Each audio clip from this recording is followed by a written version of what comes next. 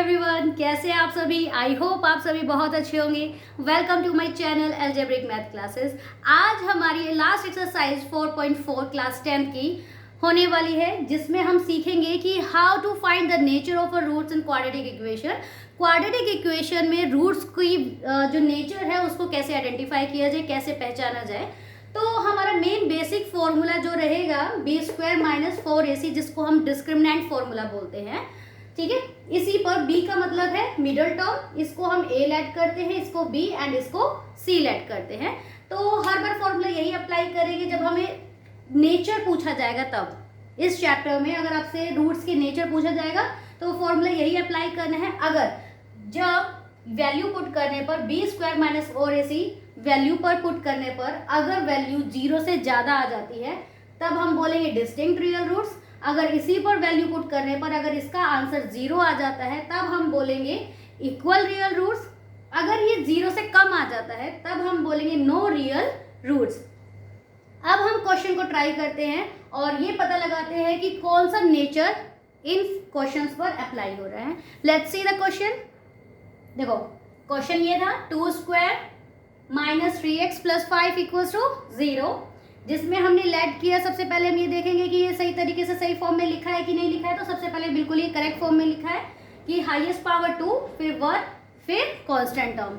अब हम इसको पहले वाले जब क्वाड्रेटिक इक्वेशन में जिसकी हाईएस्ट पावर है तो उसको हम a लेट करते हैं, इसके कोफिशिएंट को b और इसके कोफिशिएंट को c लेट करते हैं। अब हम फॉर्मूला अप्लाई करते हैं, कौन सा, b² - 4ac। तो b इसमें क्या है, माइनस का 3² - 4 multiply a will be 2 and c will be 5।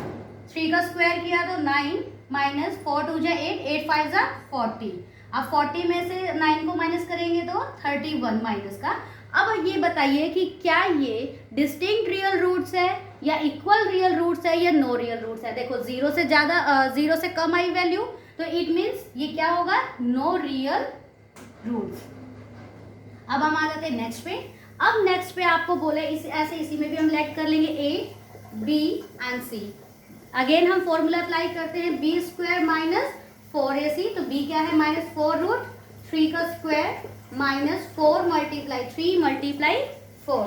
अब देखो दोनों अलग अलग है तो इसका अलग स्क्वायर करेंगे। इसका 4 का स्क्वायर किया तो 16 और √3 का स्क्वायर किया तो √9 बनेगा। और 9 किसका परफेक्ट स्क्वायर है, 3 का, तो 3 अप्लाई कर दिया।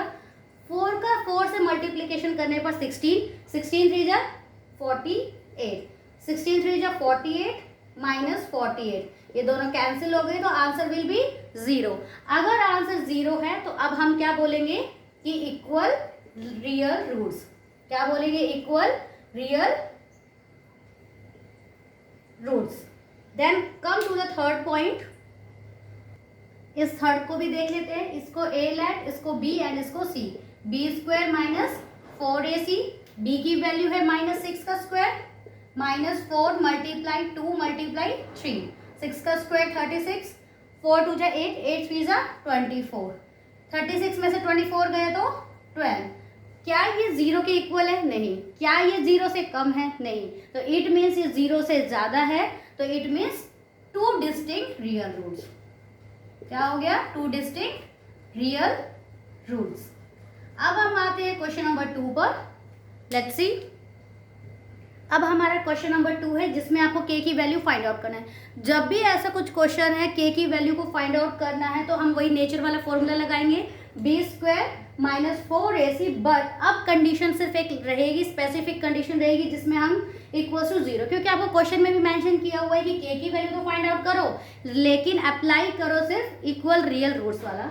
तो इसको a लेट, इसको b एंड इसको c। फॉर्मूला वही अप्लाई करना है, b² - 4ac = 0।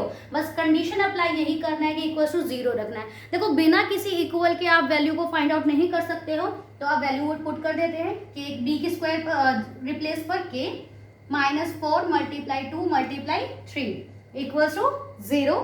k का स्क्वायर किया तो k² -4 2 जा 8, 8 3 जा 24 = 0। ठीक है, k² ये माइनस का 24 है, इधर कर देंगे ट्रांसपोज तो 24, k = √24। अब देखो क्या जितना ये बाहर निकलता है उतना हम निकाल लेंगे और जिसका भी पेयर नहीं बनेगा उसको रूट के अंदर रखेंगे। तो देख लेते हैं, 24 है तो 2, 12, 2, 6, 3, 1।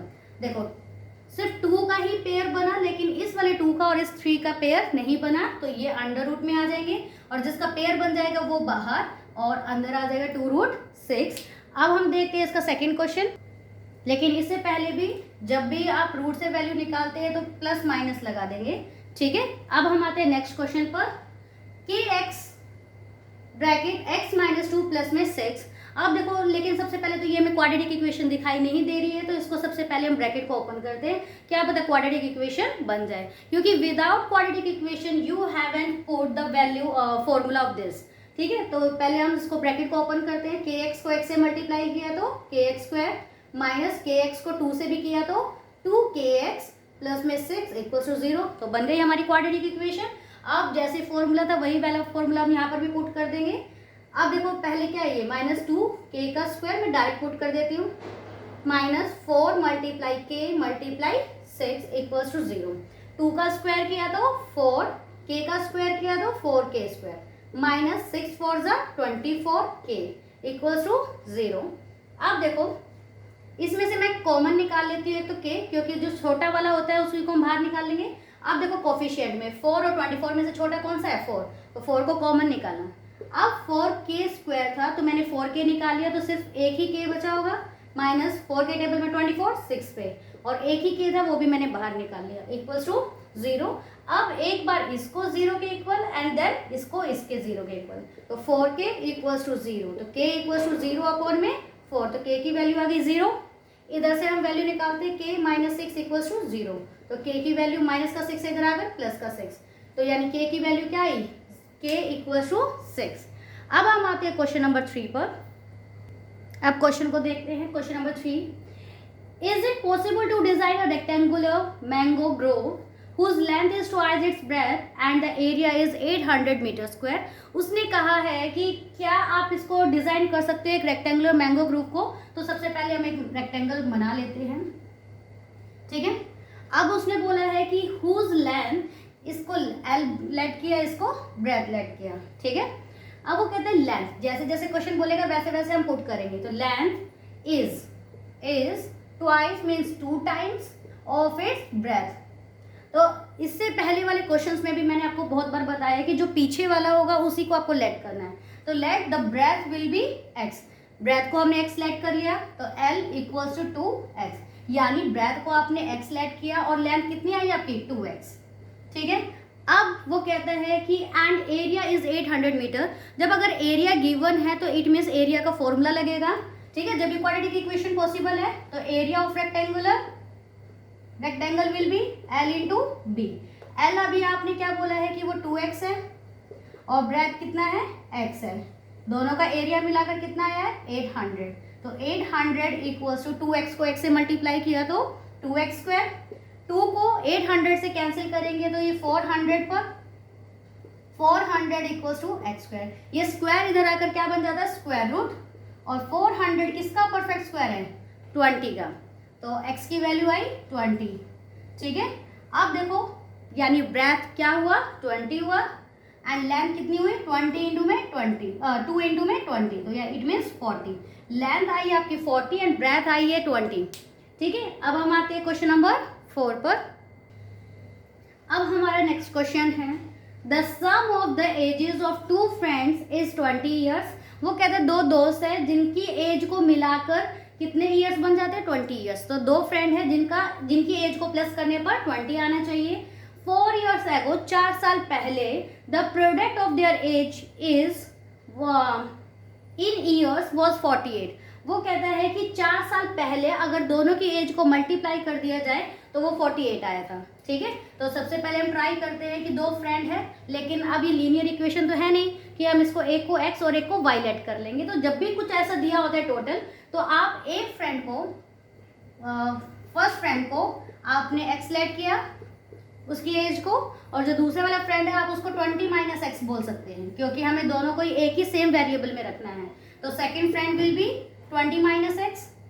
अब हम आते हैं अपने क्वेश्चन पर। 4 years ago, 4 साल पहले, तो दोनों की एज को माइनस कर देंगे बैक आने के लिए तो x minus 4 and 20 minus x minus 4, 4 साल पहले। दोनों की एज को प्रोडक्ट कर दिया जाए तो आंसर कितना आना चाहिए 48।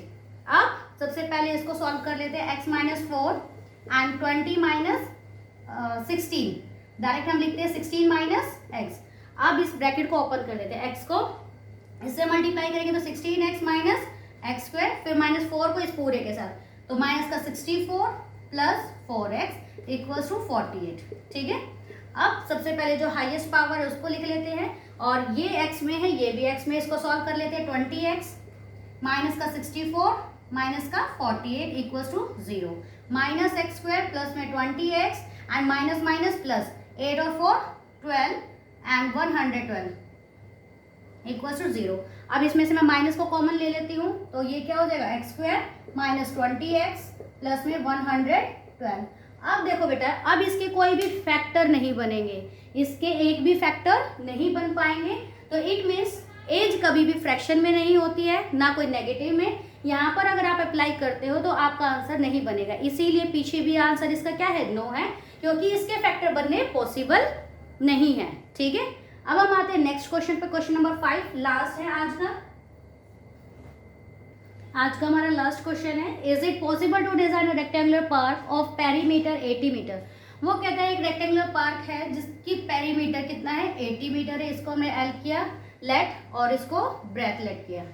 कहता है एरिया, पेरीमीटर होता है 2 ब्रैकेट में L plus B equals to 80 metre. अब देखो ये 2 को पहले हम हटा देते हैं, तो पहले इसको कैंसिल कर देते हैं 40 पर, तो एल प्लस बी की वैल्यू कितनी आई 40। अब वो कहता है कि अगर इसका एरिया कितना है L इंटू बी, ये दिया हुआ है 400 equals to L multiply B. अब दोनों को तो अलग अलग लेट नहीं कर सकते, दोनों को हमें क्या रखना पड़ेगा सेम। तो अगर मैं लेंथ को x रखती हूँ तो क्या हो जाएगा 40 माइनस x। ठीक है, अब वहाँ पे फॉर्मूले में पुट कर देते हैं, x multiply 40 minus x equals to 400 equals to, इसके ब्रैकेट को ओपन कर देते हैं, x को 40 से मल्टीप्लाई किया तो 40x माइनस एक्स स्क्वायर। इस पूरे को उठा के हम यहाँ पर ले आते हैं लेफ्ट साइड, तो प्लस का एक्स स्क्वायर माइनस का 40x प्लस में 400। अब इसके देखो पेयर बनाकर देखते हैं। देखो अगर 400 के अगर मैं 20 और 20 लेती हूँ, दोनों को माइनस माइनस करती हूँ तो माइनस का 40 बन गया, और दोनों को मल्टीप्लाई करने पर 400, तो दोनों ही कंडीशन एप्लीकेबल हो गई। तो फैक्टर क्या बने, माइनस का 20x माइनस का 20x प्लस में 400 इक्वल्स टू 0। इसमें से कॉमन, इसमें से कॉमन, इससे कॉमन निकाला तो x माइनस 20 एंड 20 और 400 में से कॉमन निकालोगे तो 20, तो माइनस का 20 ब्रैकेट में x माइनस 20 इक्वल्स टू 0। ये 2 बार लिखा है, 2 टाइम्स लिखा है, तो उसको 1 टाइम लिखेंगे, और जो बच गया है x minus 20 equals to 0। x की वैल्यू आ गई 20 और इधर से भी आई x की वैल्यू 20। अब देखो आपने लेंथ को क्या लेट किया था, x किया था, x की वैल्यू आई 20। अब यहाँ पर भी आप पुट करते हो 40 माइनस 20, तब भी क्या आएगा आपका 20 आएगा। ठीक है, आई होप आपको वीडियो पसंद आई होगी। अगर पसंद आए तो प्लीज़ लाइक एंड सब्सक्राइब